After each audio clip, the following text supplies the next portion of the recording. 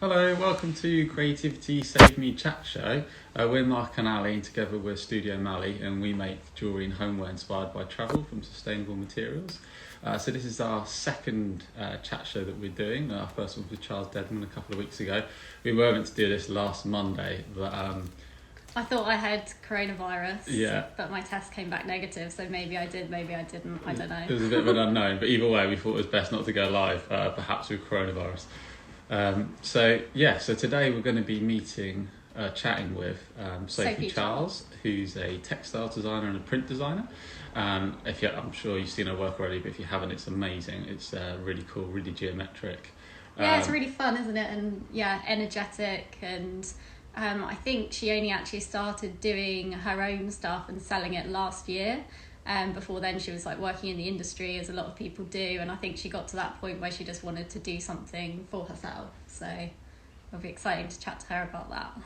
Yeah, I mean, like her work's really distinct. It really stands out. Her colour palettes are really well selected, and there's a real kind of artistry to what she does. Yeah. So she should be joining us in a minute, and we're gonna ask her some questions about her career, her upbringing, and kind of work out what kind of makes her tick and how she got to the place where she is now, why she started her own business, and what was her inspiration for that. Because everyone's got their journey to how they start a thing that they do, and there's normally something that kind of drives them to quit their job or stop or work part-time and start doing something new. Yeah.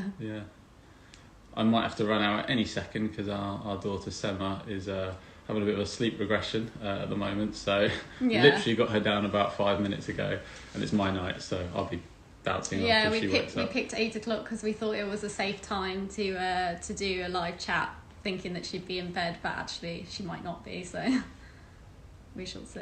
And we're just it looks like Sophie's coming in now. You know?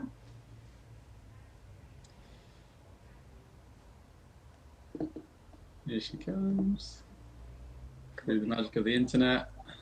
Hi, Sophie. Hi. Hello. I'm just shooing my boyfriend away. Saying good luck. Hi. So, how are you doing, Sophie? Good. Sorry, I don't know if the light's very good in here. I think you've got a bright light behind you. Yeah. So we're joined. This is Sophie Charles, everyone.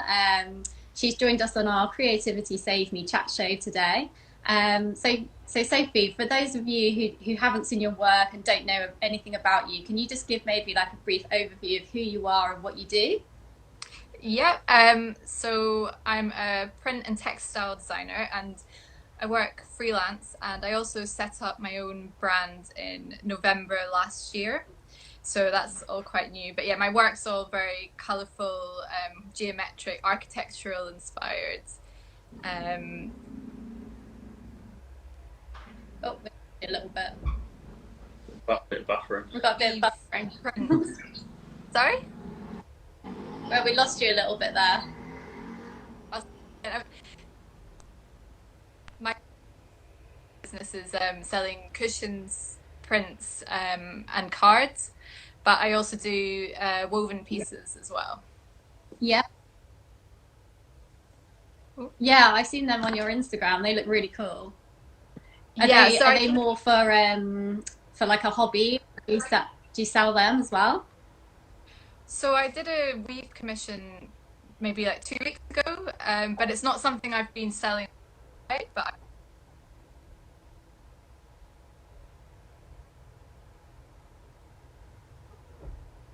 and then I will do. Oh, are you still there?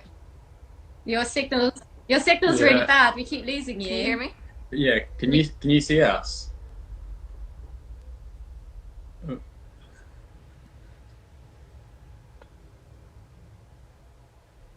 We should say, what is any technical difficulties? Oh, gone. You think you're back again now? You back? Okay, I'm not sure. I don't usually have issues with Wi-Fi here, so. You're a bit clearer now. It has cleared out. That seems fine now. Okay. At which bit did you cut off? So it cut off a bit of your introduction, so maybe we should just give your introduction and get another go, just so in case people didn't quite hear it. Okay, right. So I'm a print and textile designer, and I work freelance mainly, but I also started my own small homeware brand at the end of last year in November. And so I sell cushions, art prints, and cards. But I also do some woven pieces as well, which at the moment is more on a commission base. But I am aiming to have some on the website soon. But they're very time consuming. So I was just going to say, like, weaving takes a really long time, and obviously you can do prints and then you can get them printed, or you can print onto fabric, and it's like a speedier process, but it's very intensive weaving things. Yeah, it's not something I'd be able to kind of do in bulk. And at the moment I'm weaving on a tapestry loom, so it's even more time consuming than the other looms that I would usually weave on, because I don't actually have my own large scale loom. I just don't have the space. So I usually use one at the Hand Weavers Studio, which is just down the road from me. So I don't have access at the moment, which is why I'm doing tapestry weaving. Oh, right, just in your home. Yeah, that sounds fantastic. So, like, can you tell us a bit about your background and maybe your upbringing? So, like, where did you grow up? Yeah, so I grew up in Edinburgh. I don't know if you can tell from my accent. It's coming through. It's quite a soft accent. So I guess growing up, I always loved doing art and design kind of bits and pieces, but I probably didn't know until later on in school that I was going to go and do art as a degree. But my mum was always doing painting and drawing and having the sewing machine out, so that's probably had an influence on me growing up. What was it like to have a creative in the household? Like, how did that make you feel? Were you always sort of around that and you felt quite inspired? Like, I probably took it for granted at the time, but she'd always be painting with my sister and I, and I'm sure that must have been what we both ended up really enjoying, like drawing and painting and things like that. My dad was the complete opposite, and I don't think he'd probably rather I'd done something more academic, but but it was good to have her, because then it felt like I knew she really appreciated my creativity, so it was definitely helpful. And you felt supported by her as well, like nurtured. Because I think she probably would have liked to be an art student herself, but she was a librarian. But she kind of just did it as a hobby type thing. So. Yeah, and I think it was different for their generation as well, because it was harder to have careers in like the arts. It wasn't considered like a proper career, was it? It was more just a hobby, and I think my mum was the same as well. Yeah, and she made her own clothes because she had to. It's just different, but it definitely made me feel like it was an option. So it was. And what were you like as a teenager? Were you easy to get on with? Were you a bit of a trouble, or? No, I was like boring, conscientious. I worked really hard at school. I did well in academic subjects as well as creative ones. So I was pretty easy, I think. I don't know if my mum would agree, but I mean, I lived with my mum from the age of 11, so it was just like the three girls in the house. So I think that was different as well, because it felt more like a flat share. So it was. Oh, that's cool. Well, that sounds fun. It was quite nice. What was it like to live in the city as well? I mean, Edinburgh's, I don't know if you've ever been, but it's quite a small city. It's got quite a small feel to it. But at the time, I think being a teenager, I was desperate to go out. I really wanted to move to London. I wanted to go somewhere bigger. And but now looking back, I realise what an amazing city it is. And I think, I can't imagine a better city to grow up in. But at the time, I think it was just teenage. You wanted to get out, and you always want to get out of that age, don't you? Everything you have, you don't appreciate, and you kind of want something different, don't you? Would you go back to Edinburgh now? Are you thinking, Edinburgh, maybe I'll go and get a studio up there one day? Oh, I don't know. I mean, London still got it. At the moment, I've been in London coming up 12 years, so it's been. Maybe eventually, but at the moment, I feel like my work still centres around London a bit. Even though I'm freelance, I could probably do bits and pieces in Edinburgh. I just feel like there's so much more going on in London.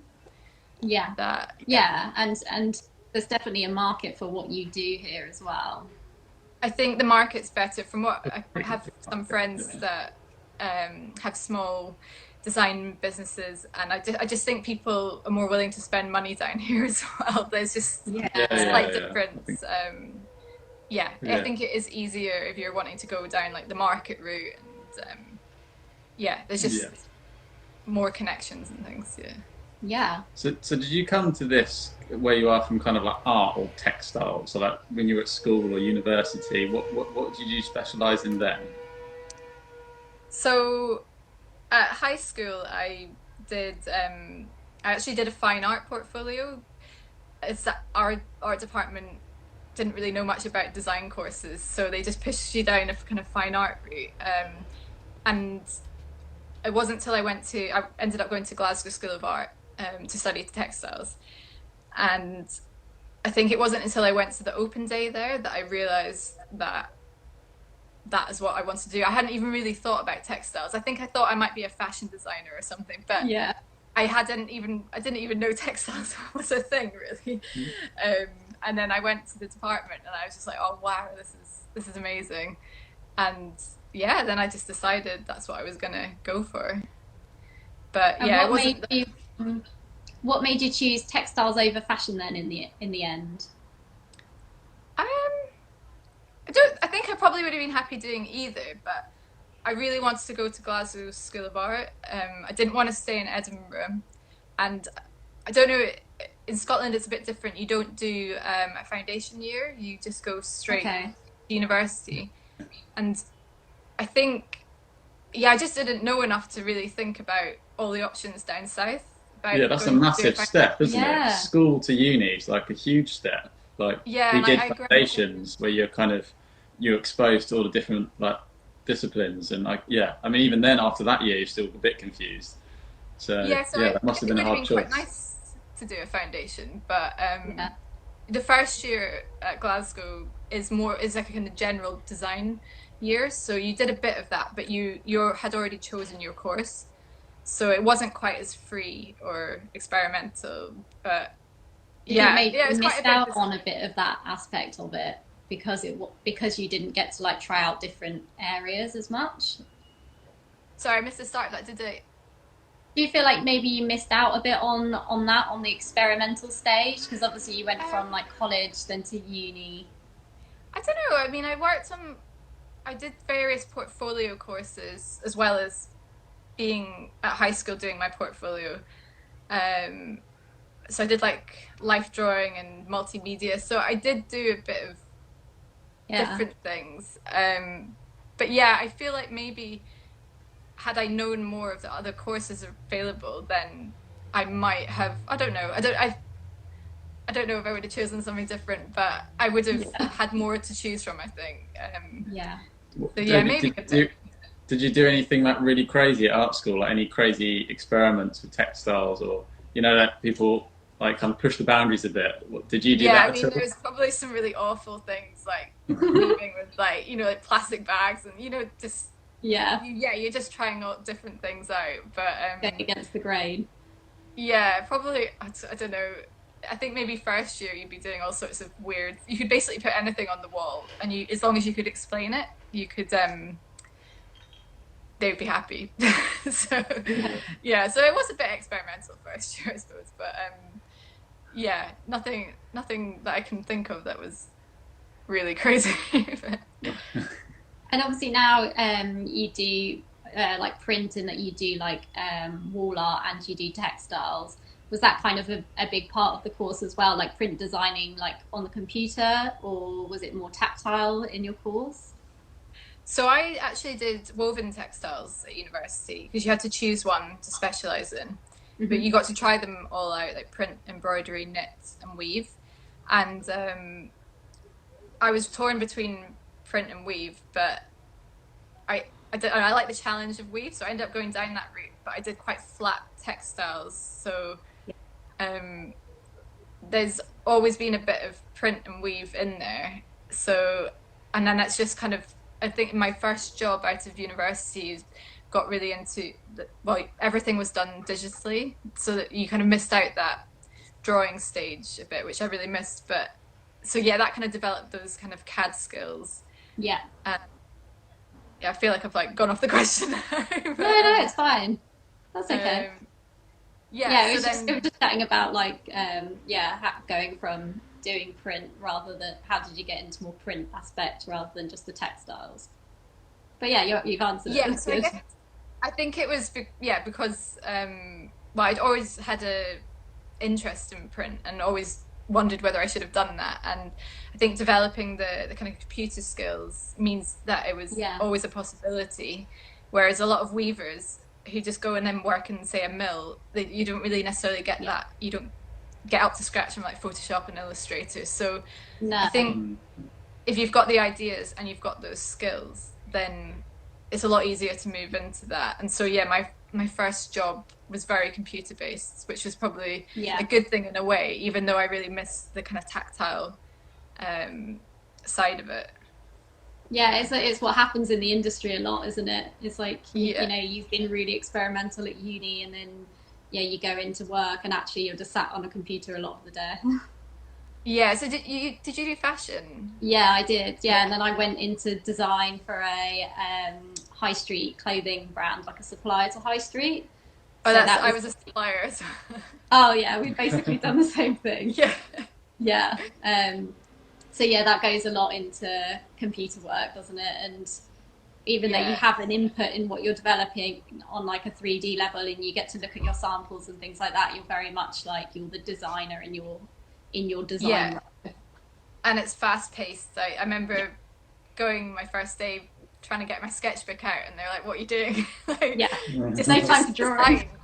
Yeah, they just want it like instant and lots of it. So it was a huge shock, I think, to go from art school to high street fashion. Yeah, definitely. Did you enjoy it, or were you kind of, I don't know, was it difficult knowing that you had to work so quickly, and perhaps that kind of the love of what you're doing kind of gets lost sometimes, doesn't it, in the speed, I guess?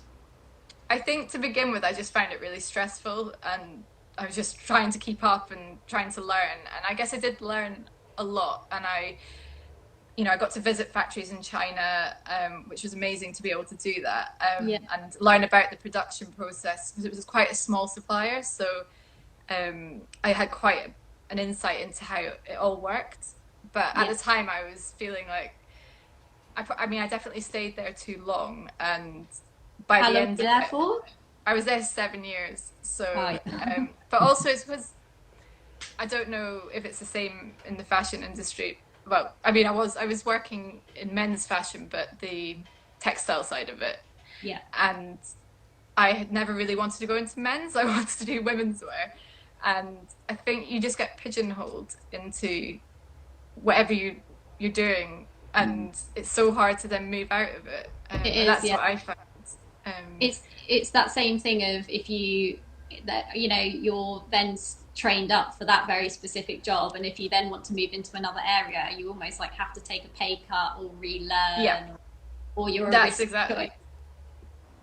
Yeah, you kind of get stuck unless you move in the first couple of years.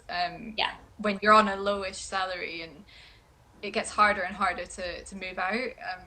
So by the end of it, I hated it. I was just, when you feel like, I think I just started doubting whether I even wanted to do it. I didn't feel creative at all. It just felt like churning. The same trends, the same things just come up and up and up.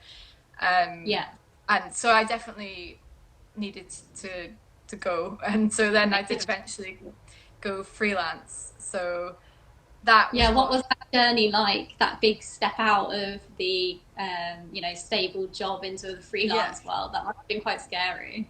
Yeah, so it was actually, and I think the first year was really hard.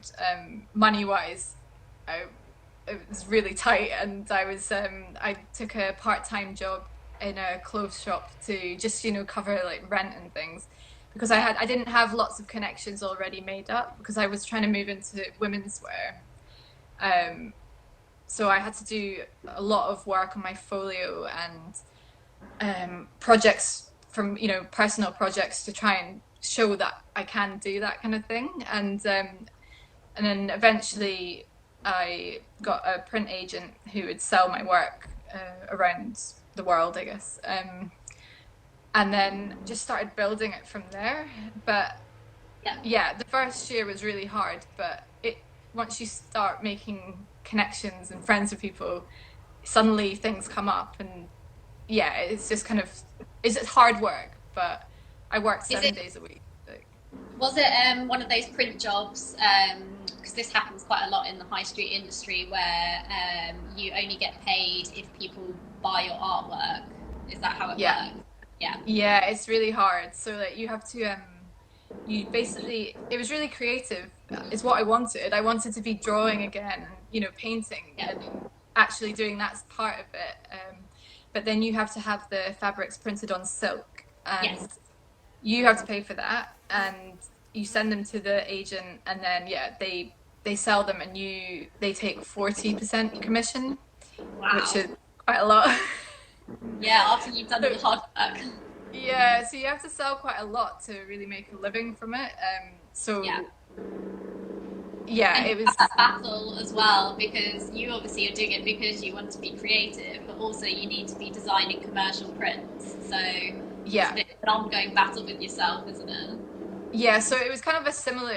I was just happy to be designing for women's wear, and it felt a lot more creative. But eventually, you'd realize the same requests would come up, and it was always florals, always like you have to be able to do everything. So although I don't have a lot of that on my Instagram, I was doing a lot of florals. And that's not something I ever thought was like my thing, but you just had to do like Baroque style, Versace style things. Like you have to do things you don't like. And keeping up with trends and stuff. It was very trend led.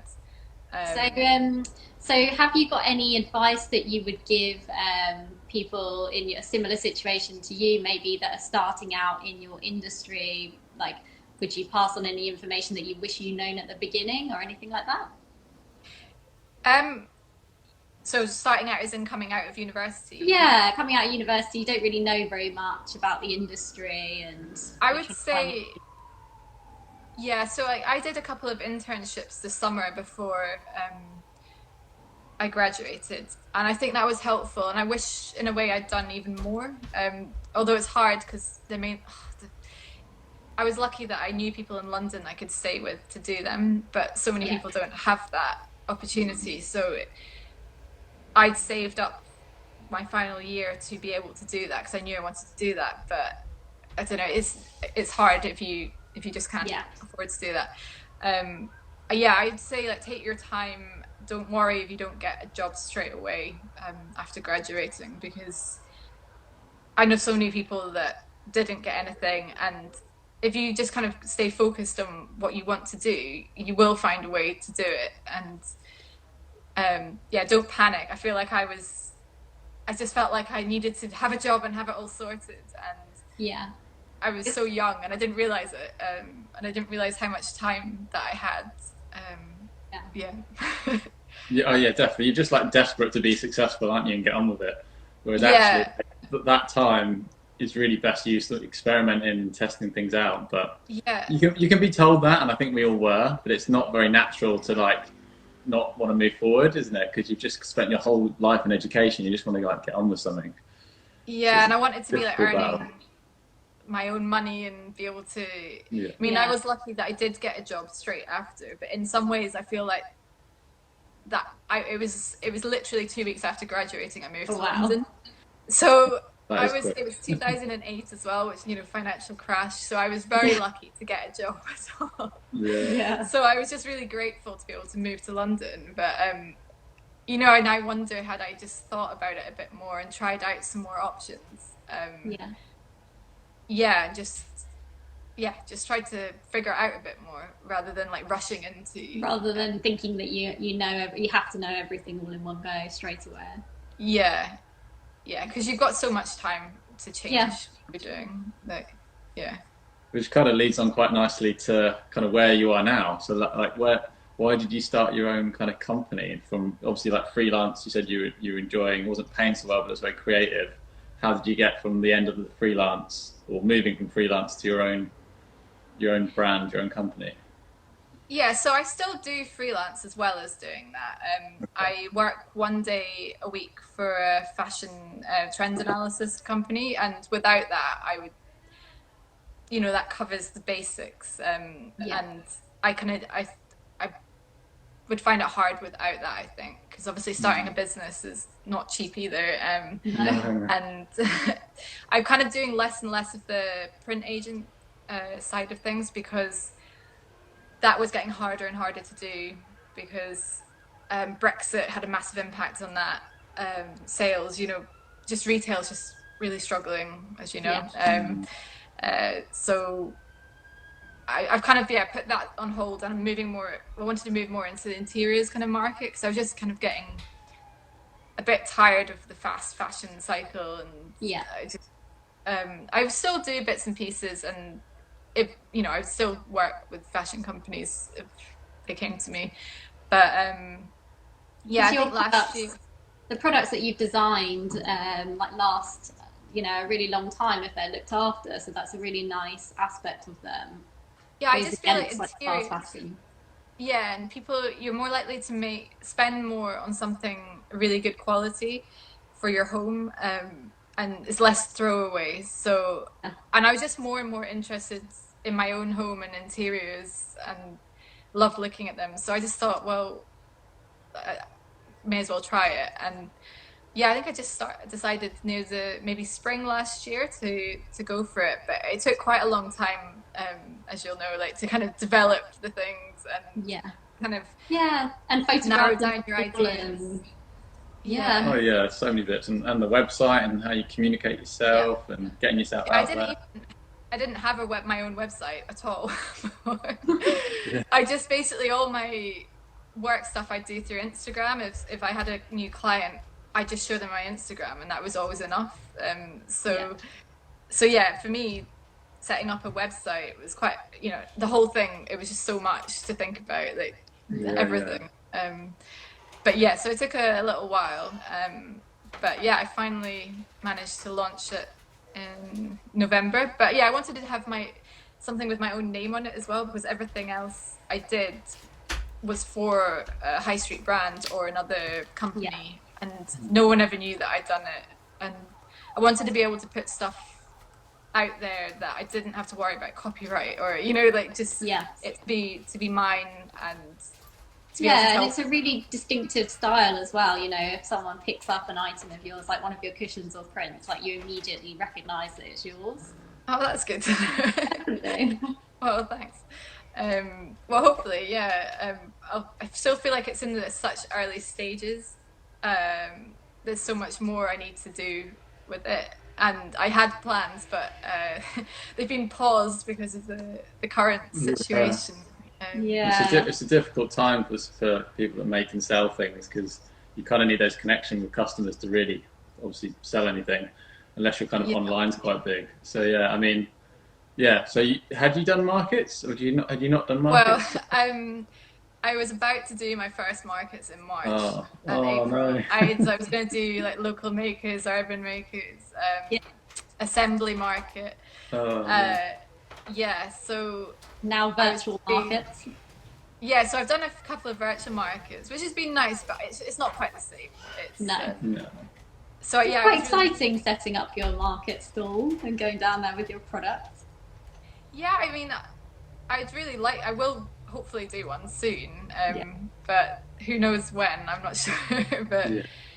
But you guys were doing it before, weren't you? Various we've spent probably about a year and a half doing markets, and we got onto Broadway Market, which we were really excited about because we've been working towards that for quite a long time, and we did our first few months there at the beginning of this year, and then obviously everything got put on hold, so not it's not the it's very annoying, but I guess everyone's in the same position, so that's the only thing that and thank goodness that everything's available online as well. Yeah, and I am still selling online, but it's like say it's unless you have a really huge online presence, which I don't yet. I was hoping to be able to build on that by doing the in-person markets, and I was also going to start approaching potential stockists, but again, that doesn't seem. Maybe it's getting more to the point now where that's a possibility again, but it obviously no one's buying stock for their shops, No. like, especially Yeah. So independent. how does it make you feel that you can't really do your markets and you can't crack on? Are you disappointed? Or... Yeah, I mean, I was pretty gutted when it all happened. So I'd done a pop up at Box Park Yeah. the week before lockdown, and already people weren't coming in because of it, and I just feel like it feels really personal that it's ruined it for you. Yeah. Oh yeah. But There's nothing but then worse than standing at a market all day as well and not really Not getting any selling anything. business. And that Yeah. will happen, so don't worry. It's not personal. It's just you just get these days where people just don't want your product, and then the next time they all want it. It's Yeah, very I up, guess it's very up and down anyway. But yeah, you grow a thick skin, and well, mostly. yeah, I mean, hopefully it'll work out eventually, but yeah, Have there been any like positives to lockdown? Have you had more time to kind of develop products, or has it given you got ideas for where you might go next? Yeah, so like I said earlier, I've had more time to do the weaving side of things, which had kind of it was more of a kind of hobby side thing, and that's something I want to be able to spend a bit more time on. So yeah, that's been good, and I don't know if you saw, was it end of last week, I've done a kind of puzzle. I did. Yeah, It we was saw lovely. those. They're wicked. Yeah. So that was something I'd thought of. I did wooden collages last year, just kind of temporary things, and that something I thought of when I did them, but then never got round to because all the other business stuff was a priority. Like setting everything up, getting it launched, trying to make what products I had work. So that's something I finally managed to do in lockdown. So yeah, it has given time to be able to do that, and I've done a couple of virtual markets and met some really nice people through that who have also been trading at the market. So yeah, I think there are some positives, but I'm kind of ready to move it forward. You're eager to move forward and get out Yeah. there. So what have you done? What have you done that you're most proud of? Is there like a piece that you've made, or is it like part of your journey setting up your own business? I would say just launching the business last year was like such a major thing, like we've already talked about, but because it was so much for me, having not had a website to having products and marketing materials, like it was such a big task for me, and to then be able to see it and feel proud that I managed to do something like that. That was definitely something that Your high moment. Yeah, I would say. What was the hardest part? What was the hardest part of that? Was it like learning how to do marketing, or learning how to do a bit of coding for the website, or? I mean, I don't know. I think it was kind of. I really struggled to pin down the creative side of it. I had so many different designs and trying to decide on a range, and I don't know. I'm still learning how to do the marketing stuff. I'm not like I need to be better at Instagram and all these things. So yeah, it's all been a kind of steep learning curve, but it's trying to get it all working at the same time. I guess that's the hardest part, is like keeping fresh. Keeping it all. It's all the plate spinning, isn't it? Because you spend a bit of time on marketing and you realise you didn't do this, and then it is tough to get everything, especially on your own. I imagine trying to keep everything working. What's the priority for you? I guess like product. Is it that product? Is that where you spend most of your time now? I guess now that I've got the products and I'm trying to market them, it's more the kind of getting the word out and marketing of it. And I am planning to to approach stockists to, yeah, it's basically now like trying to get them out places so people can start recognizing the brand. And so I guess it's, the marketing side of it is probably the main thing I'm going to need to focus on now. I will develop new products, but at the moment I feel like the ones I've developed I've not been able to really push to the full extent yet. You just you need to just get them out there, I guess.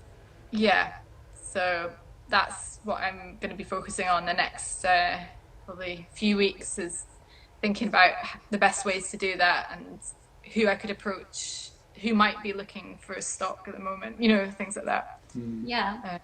Maybe you can tell us a little bit about what inspires your work as well, and what process you use to go from, because I saw on Instagram that you make all these collages out of paper first, with like playing around with shapes. If you could just tell us a little bit about that. Yeah, so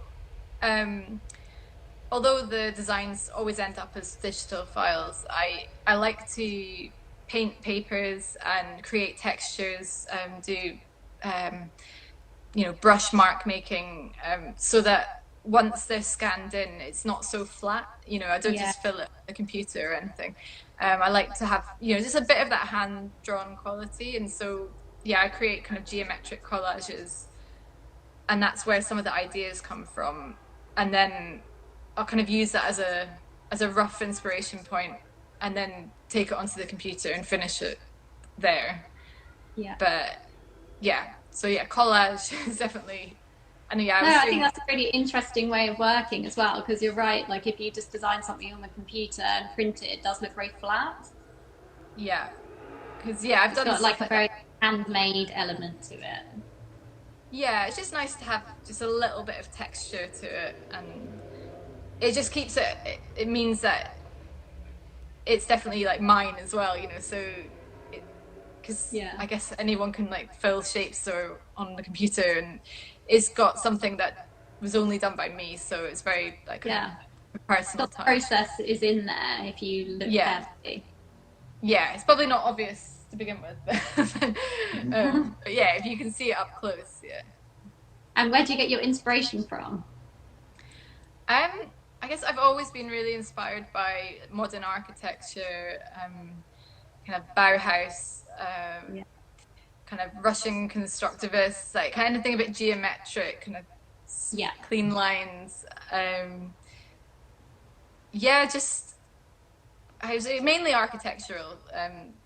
That's always been what even at art school, it was always like buildings and color that I'd seen, like color combinations. That's probably my main inspiration. But other artists for color, like David Hockney, I love. I just love color interactions. So just playing with colors and putting kind of slightly odd color combinations together, or like just seeing how different colors worked. So color. Do you keep little sketchbooks of all your color studies? I do stick some. I kind of keep little clippings of like the kind of collage papers, and like for the puzzle that I just did, I painted papers, and I'll kind of put them together in like little groups. I don't necessarily stick them down, but I kind of group them together. But I used to have like color sketchbooks. I probably should do that more often, but I always used to do like yarn wrappings and things like that for woven pieces. Yeah, and I guess that kind of feeds back into like your trend analysis that you do for your work and stuff. I imagine they're quite similar. Is that how you do your trend analysis? Well, that's very much like fashion based. So it's I do color reports sometimes, but it'll be more looking at trends that are bubbling up, or trends that we've noticed on the high street or on the catwalk and things like that. Whereas I don't look to the catwalk for my stuff. I try to not be too trend led, because everything else that my other work is so trend led. Just trying to go against. I try not to look at what the next season's colors are. I just try to do what I want. Yeah. But I probably am aware of these things just through Instagram and Pinterest. I know I'm absorbing it, and I'll be aware from what I do. And just ignoring it. Well, Absorbing I it, probably ignoring it. think I'm ignoring it, but I'm not, and I'm just. But yeah, I guess everything you look at influences what you do. So, but I don't specifically sit down and go, right, I'm going to gather a color palette from next season's trends or anything. So, what's your dream? Where would you like to be in like 5 years? If your business would be in the best place it could possibly be, what would it look like? I'd like to obviously be a lot further forward. I'd like to be stocked in shops. I'd like to have a bigger product range. I don't want a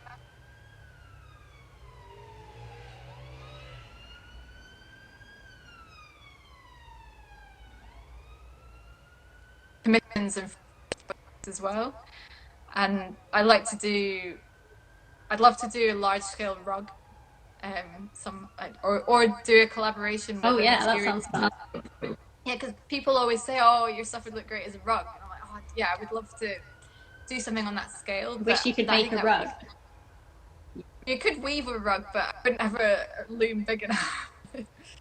But it would take you such a long time. Bigger.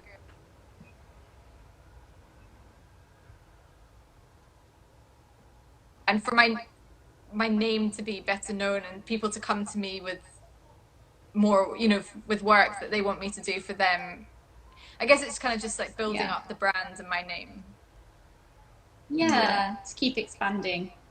Yeah, but I still, I've got a long way to go with the products, but it all feeds into each other though, I think, and that's partly why I set up the business. Was I think it just gives you more exposure, and so then people are more likely to see your other work, and it's just kind of a cycle. Yeah, so, they will support each other. Yeah. So for our audience going forward, how's best to follow you up? Should they be following you on Instagram, or should they be going to your website? Well, I mainly post things on Instagram. I do have a Facebook account, but I don't do so much on that. But yeah, I do have a newsletter, so you can sign up for that on my website. It's on the main homepage and various other pages. But yeah, Instagram's probably the best place for kind of more regular updates. Okay, cool. Yeah. Well, thank you so much for coming on the show. It's been amazing to chat to you. Thanks for having me. That's okay. And everybody should check out Sophie's stuff because she's very talented. One of our friends already bought your cushion as well. Yeah, that was so nice. I didn't realise that was connected at all. Yeah.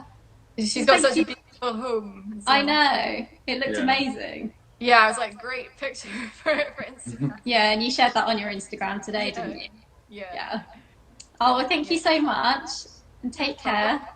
You too. And all the best of luck with your business. And you too. I hope we can get out of this situation. Hopefully see each other at a market someday. Yeah, definitely. I'd love to do Broadway markets, so that would be cool. Yeah, definitely. And thank you for everyone who's tuned in today to our Creativity Saved Me chat show. Yeah. And we'll see you soon. Okay. Bye. Bye, Sophie. Bye.